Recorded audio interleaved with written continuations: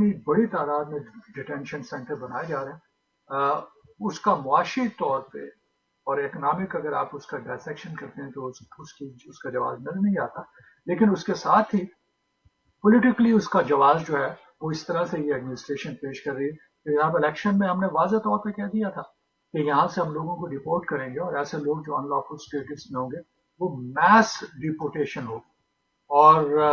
آپ کو معلوم ہے کہ پریزیڈنٹ ڈونلڈ ٹرمپ نے تو اس کے بارے میں بڑے فلاوری انداز میں بتایا گیا تھا، بہت بڑی یہ میس ڈپورٹیشن ہوگی، بہت بڑی ہوگی، بہت خوبصورت ہوگی، اور اس ہدف کو ہم پورا کریں گے. تو ان کا ایک مین ان کا ٹارگیٹ تھا. کچھ اب چونکہ میں نہیں کہہ رہا کہ ڈونلڈ ٹرمپ نے کوئی بات چھپائی تھی، انہوں نے بالکل واضح طور پہ کہہ دیا، اور ان کے جو سپورٹ کرنے والے تھے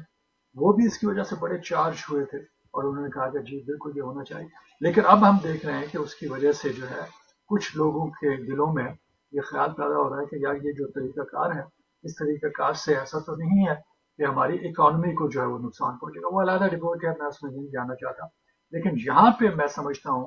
کہ یہ جو پالیسیز آ رہی ہیں اس کی وجہ یہ ہے کہ ان تمام پالیسیز ان جگہوں پہ یہ پالیسیز نافذ کی جا رہی ہیں جہاں پہ بالکل ایک ویکیوم پیدا ہو گیا ہے.